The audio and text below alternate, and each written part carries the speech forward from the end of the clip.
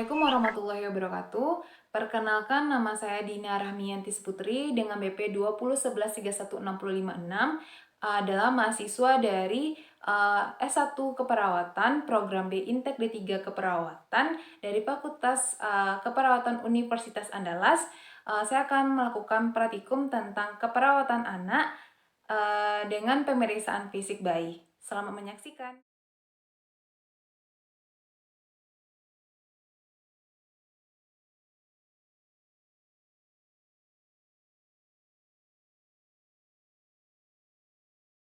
Untuk pemeriksaan fisik pada bayi, pertama kita melakukan cuci tangan pakai hand scrub.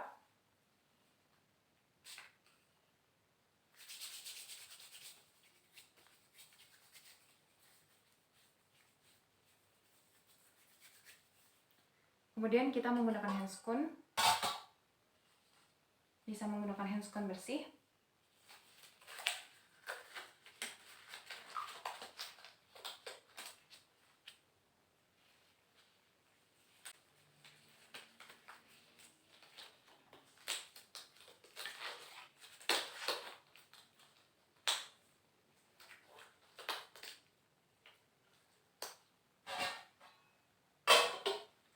Selanjutnya kita melakukan yang pertama untuk pemeriksaan fisik pada bayi baru lahir adalah Apgar Score. Nah, Apgar Score apa itu? Apgar Score adalah untuk menilai kondisi bayi apakah sehat dan bugar, untuk menentukan bagaimana bayi itu bisa dapat beradaptasi pada lingkungan di luar janin ibunya. Nah, Apgar Score ini memiliki indikator dalam penilaiannya, yaitu 0 sampai 3 yaitu asfiksia berat, 4-6 mengalami asfiksia ringan atau sedang, sedangkan 7-10 itu beradaptasi dengan baik. Nah, untuk Apgar Score, yang pertama kita perhatikan dulu appearance-nya, yaitu kulitnya. Bagaimana kulit bayi? Kita buka dulu. Apakah kulit bayi mengalami kebiruan? Apakah kulit bayi warna kemerahan? Berdasarkan dari kasus ini, didapatkan skor bayi 2, yaitu karena dia seluruh tubuh bayi kemerahan. Kemudian kita melakukan penilaian terhadap pulse-nya. Pulse itu atau frekuensi denyut jantungnya. Kita periksa dulu. Didapatkan frekuensi denyut jantungnya yaitu 120 kali per menit. Berarti ini normal karena normalnya untuk frekuensi jantung bayi yaitu lebih dari 100 kali per menit. Jadi skor bayi ini 2. Kemudian untuk Grimace atau respon atau refleks, kita memberikan rangsangan kepada bayi sampai bayi melakukan gerakan. Didapatkan di sini bahwa bayi itu melakukan fleksi ke arah ekstremitas atasnya, ke arah dadanya dan kakinya menekuk ke arah abdomennya. Berarti bayi memiliki reaksi atau respon melawan. Itu berarti skornya adalah 2. Yang selanjutnya adalah activity. Activity atau tonus otot. Di sini kita bisa lihat gitu, apakah bayi melakukan pergerakan pada ekstremitas atas pada bawahnya ataupun mengalami kelambatan pada saat bergerak. Dari sini kita bisa lihat bahwa bayi ini melakukan gerakan secara aktif, berarti dia mendapatkan skornya 2. Selanjutnya adalah respiration. Nah, respiration atau usaha napasnya, kita melihat apakah bayi itu menangis atau tidak, kemudian apakah bayi itu bersuara kecil atau dia lambat dalam bersuara, atau bayi ini menangis dengan kuat. Di sini didapatkan bahwa bayi itu mengalami menangis dengan kuat, berarti mendapatkan skor 2. Berdasarkan dari kasus tersebut, kita mendapatkan bahwa skor bayi ini yaitu 10, berarti bayi dapat beradaptasi dengan baik. Selanjutnya, kita melakukan pemeriksaan cairan amnion atau ketuban. Nah, pada saat melakukan pemeriksaan cairan ketuban, untuk cairan amnion yang normal yaitu kecil dari 500 ml dan tidak lebih dari 2000 ml. Jadi berdasarkan pemeriksaan didapatkan hasil 1200 ml. Selanjutnya kita melakukan pemeriksaan plasenta. Kita melihat pada plasenta bagaimana struktur dari plasenta tersebut, apakah memiliki tanda perkapuran, apakah memiliki nekrosis atau bentuknya dan jumlah cairan klorinnya. Kemudian kita memeriksa yaitu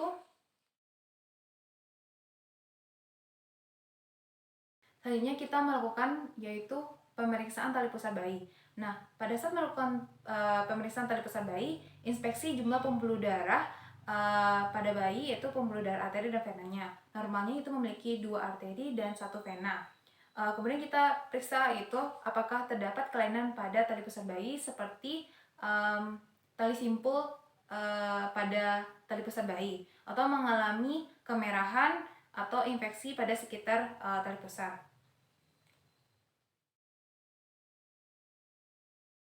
Selanjutnya, kita melakukan pemeriksaan antropometri. Terlebih, pertama kita melakukan pengukuran panjang badan bayi. Panjang badan bayi yang normal yaitu 48 cm sampai dengan 53 cm. Setelah diukur didapatkan panjang badan bayi itu 50 cm. Sedangkan kita melakukan pengukuran pada lingkar kepala bayi itu normalnya 33 sampai dengan 35 cm.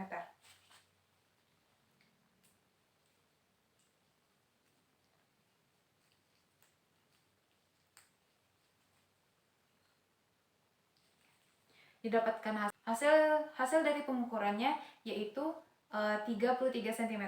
Selanjutnya kita melakukan lingkar dada. Normalnya lingkar dada yaitu 30 sampai 33 cm. Nah, kita melakukan pengukuran lingkar dada itu melewati puting susu.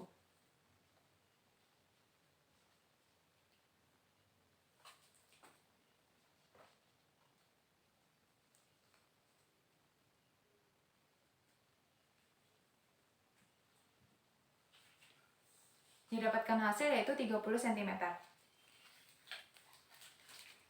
Selanjutnya kita akan melakukan pengukuran berat badan dari bayi.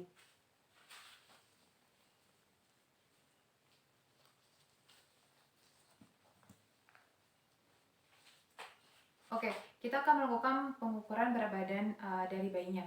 Untuk berat badan normal yaitu 2.500 sampai dengan 3.500 gram. Pertama kita lepaskan dulu kain bedongannya atau yang melapisi dari bayi. Kemudian kita ukur. Didapatkan hasil bahwa dari pengukuran didapatkan berat badan dari bayinya yaitu 3.000 gram.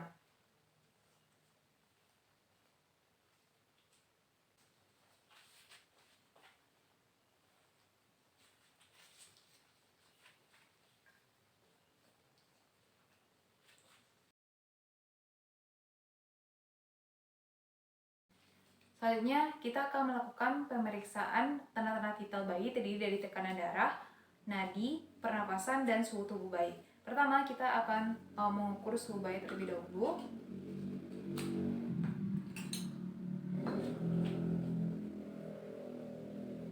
Kita apitkan pada ketiak bayi. Kita tunggu sampai berbunyi sambil kita melihat pernapasan dari bayinya. Ini dilakukan selama 1 menit. Setelah didapatkan hasilnya, suhu bayinya yaitu 36,5 derajat Celcius. Kemudian didapatkan pernapasan bayinya yaitu 40 kali per menit.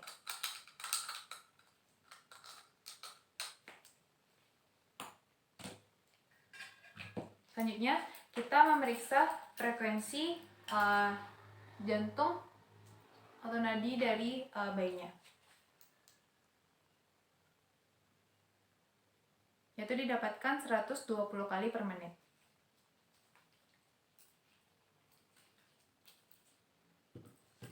Untuk tekanan darahnya, bayi itu memiliki tekanan darah 70/62 mmHg. Selanjutnya kita melakukan pemeriksaan head to toe. Pemeriksaan head to toe itu dilakukan dari ujung kepala sampai ke ujung kaki. Nah, pertama kita melakukan yaitu inspeksi pada daerah rambut, periksa distribusi dan warna rambutnya. Distribusinya rambutnya merata dan berwarna hitam lebat. Kemudian kita inspeksi pada bagian wajah dan tengkorak. Di sini tidak terdapat maulage, caput succedaneum, dan cepal hematom. Kemudian kita melakukan pemeriksaan atau inspeksi pada fontanel, apakah terdapat denyutan. Nah, denyutan pada fontanel ini sama dengan denyutan pada jantung. Apakah terdapat penutupan pada fontanel? Untuk penutupan pada fontanel ini terbagi atas dua, yaitu fontanel posterior dan anterior.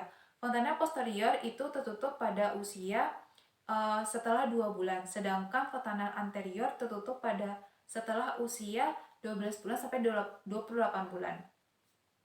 Selanjutnya kita melakukan inspeksi pada daerah mata. Kita melihat apakah terdapat strabismus atau gerakan mengkedip dengan cara yaitu dengan menggerakkan kepala secara perlahan sampai mata bayi terbuka sehingga dia bisa berkedip dan kita bisa melihat respon dari cahaya bayi dengan menggunakan pen light. Kita mulai.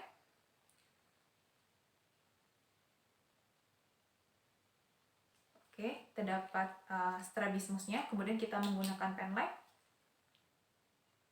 Terdapat refleks terhadap cahayanya. Kemudian kita melakukan pemeriksaan pada bagian telinga. Nah, pemeriksaan pada bagian telinga ini kita melihat apakah terdapat serumen atau tidak. Kemudian kita bisa melakukan tes pendengaran dengan cara menggunakan bel atau suara. Pada saat kita membunyikan suara tersebut, apakah bayi menunjukkan refleks terkejut atau tidak. Bayi menunjukkan refleks terkejut. Selanjutnya kita melakukan pemeriksaan pada bagian hidung. Kita bisa melihatnya melalui pola napasnya, apakah menggunakan cuping hidung atau tidak. Kemudian kita melihat apakah ada serket atau tidak. Berdasarkan dari hasil pekajian saya didapatkan bahwa bayi tidak menggunakan cuping hidung, kemudian tidak terdapat sekret pada lubang hidung pasien. Kemudian tidak terdapat sekret pada lubang hidung dari bayinya. Kemudian kita melakukan pemeriksaan pada bagian mulut. Kita memeriksa apakah terdapat bibir sumbing, kemudian memeriksa mukosa bibir dari bayinya, kemudian memeriksa lidah bayi dan refleks hisapnya. Nah, di sini didapatkan bahwa bayi tidak memiliki bibir sumbing, kemudian lidah bayi normal, mukosa bibir juga normal. Kemudian pada saat pemeriksaan untuk refleks hisapnya dengan menggunakan jari telunjuk saya, bahwa bayi menghisap jari telunjuk saya dengan baik. Kemudian kita melakukan pemeriksaan bagian leher. Kita bisa dengan cara yaitu meletakkan tangan kita pada pipi bayi. Nanti bayi akan bergerak pada bagian pipi yang saya tunjuk. Berdasarkan dari pengajian saya didapatkan bahwa bayi itu dapat mengikuti refleks berdasarkan dengan rangsangan yang saya berikan. Nah, selanjutnya kita akan melakukan pemeriksaan dada. Nah, untuk inspeksi bentuk dadanya antara posterior dan lateral sama, yaitu 1:1. Nah, pertama kita melakukan pemeriksaan jantung, yaitu palpasi denyut apikal, yaitu pada ruang interkostal keempat sampai kelima sebelah lateral sebelah kiri dari sternum. Selanjutnya kita palpasi area jantung. Terdapat pulsasi dorongan pada getarannya, yaitu pada bagian aorta. Aorta terdapat pada ruang interkostal kedua kanan batas. Kemudian ada pulmonal, yaitu di ruang interkostal kedua kiri batas sternum. Kemudian terdapat tricuspid, yaitu pada ruang interkostal keempat kiri. Sedangkan mitral pada apeks jantung, yaitu pada ruang interkostal keempat kiri. Kita melakukan auskultasi. Nah, auskultasi pada bagian 4 jantung, yaitu aorta, pulmonal, tricuspid, dan mitral.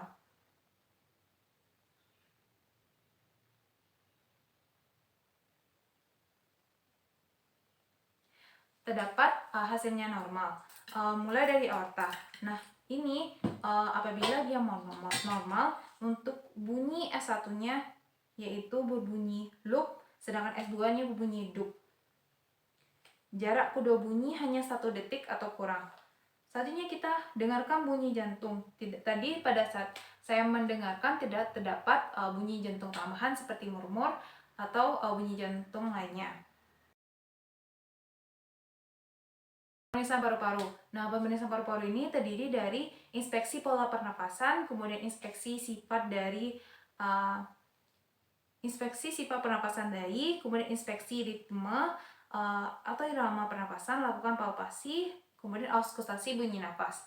Nah, untuk inspeksi pola napas, kita melihat apakah bayi bernapas secara normal pada saat melakukan frekuensi pola pernapasan bayi, yaitu 40 kali per menit. Kemudian apakah bayi menggunakan otot bantu pernapasan atau retraksi dinding dada. Didapatkan bahwa bayi tidak menggunakan otot bantu pernapasan atau mengalami retraksi dinding dada. Dan bayi tidak mengalami kesukaran dalam bernapas. Untuk sifat pernapasannya didapatkan bahwa bayi bernapas dengan menggunakan perut. Untuk inspeksi ritmenya, ritme dari pernapasan bayi yaitu teratur dan tidak ada kelainan. Palpasi untuk mengetahui premitus gelombang suara, itu vokal premitus dikaji ketika bayi menangis. Didapatkan hasilnya normal. Kemudian auskultasi bunyi napas. Auskultasi bunyi napas, yaitu normalnya itu bunyi napas bronkial secara bilateral.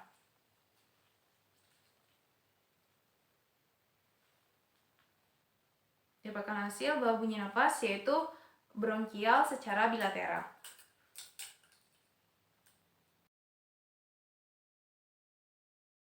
Selanjutnya, kita melakukan pemeriksaan pada bagian abdomen, yaitu kita melihat apakah abdomennya simetris atau tidak, kemudian kita lihat apakah terdapat benjolan atau tidak, kemudian apakah terdapat lesi atau tidak. Nah, pada saat inspeksi, hati teraba 2-3 cm di arkus kosta kanan, kemudian limpa teraba 1 cm di bawah arkus kosta kiri. Berdasarkan dari pekajian, pusat umbilikus putih kebiruan pada saat lahir. Selanjutnya pemeriksaan tulang belakang dan ekstremitas.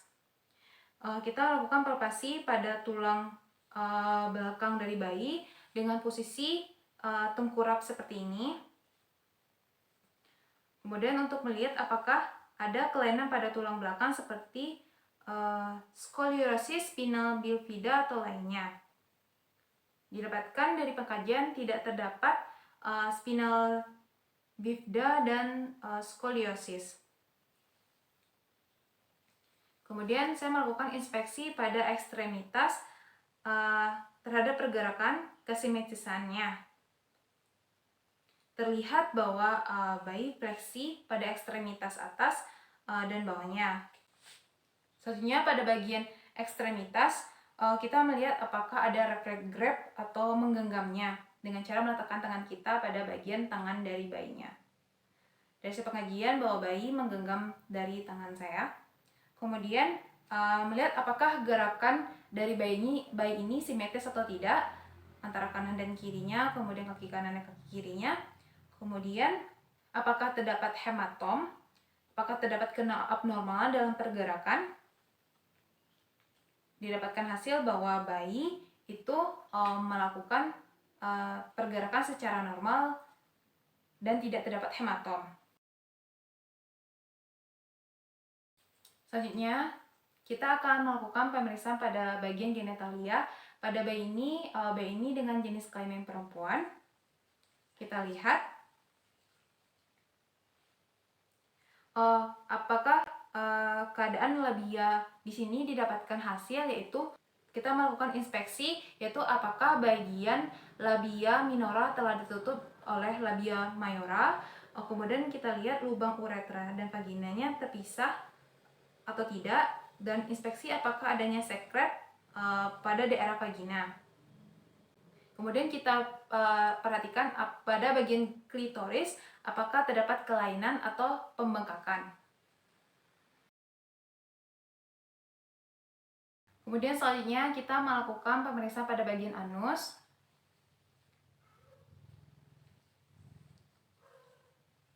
Kita lihat apakah terdapat anus atau tidak pada bayi, apakah terdapat pembengkakan pada anus atau tidak.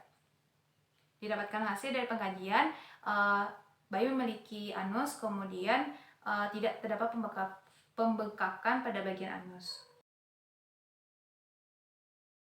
akan melakukan pemeriksaan kulit. Nah, untuk pemeriksaan kulit bayi itu terdiri dari vernik caseosa dan lanugo. Untuk vernik caseosa itu diperlukan bayi itu lama sebagai untuk isolasi panas untuk menutupi bayi. Kemudian sedangkan lanurgo itu rambut halus yang terdapat pada bagian punggung bayi. Nah, untuk vernik caseosanya didapatkan bahwa terdapat banyak pada bagian dada bayi, sedangkan pada bagian lanugo di belakang di punggungnya sedikit terdapat lanurgonya. Selanjutnya kita akan melakukan pemeriksaan refleks. Nah, pertama kita akan melakukan pemeriksaan refleks berkedip. Nah, pertama kita melakukan sorotan pada bagian cahaya pada bagian mata bayi. Didapatkan hasil bahwa bayi berkedip,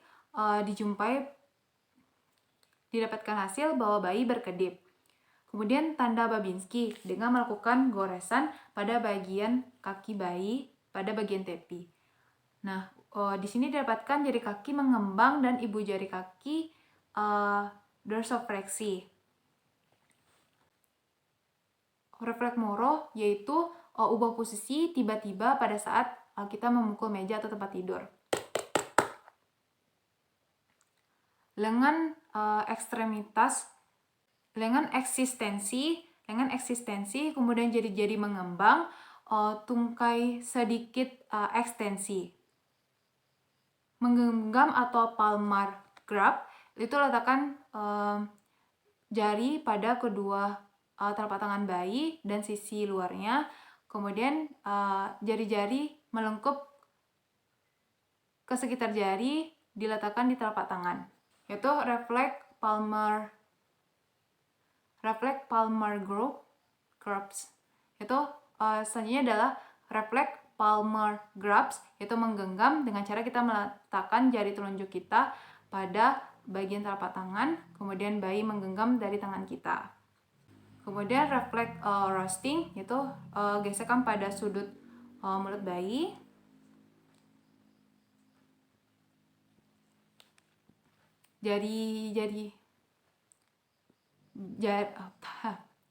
Itu didapatkan bahwa bayi memutar ke arah pipi yang digores, yaitu refleks startle. Kemudian refleks startle atau kaget dengan cara kita bertepuk tangan dengan keras. Nanti bayi akan menghentakkan lengannya. Kemudian kita melakukan refleks menghisap dengan cara kita meletakkan jari kita pada bagian mulut bayi. Apakah bayi menghisap dengan baik atau tidak? Bayi menghisap dengan benar. Kemudian yaitu ini adalah refleks tonic neck dengan cara kita memutar kepala bayi pada bagian satu sisi. Kemudian bayi melakukan perubahan posisi bila kepala itu diputar ke sebelah tempat yang kita inginkan. Misalnya sebelah kiri, nanti badan bayi akan ikut ke sebelah kiri. Melakukan pemeriksaan fisik pada bayi, perawat melepas handscone dan meletakkannya pada bengkok. Kemudian mencuci tangan menggunakan hand scrub.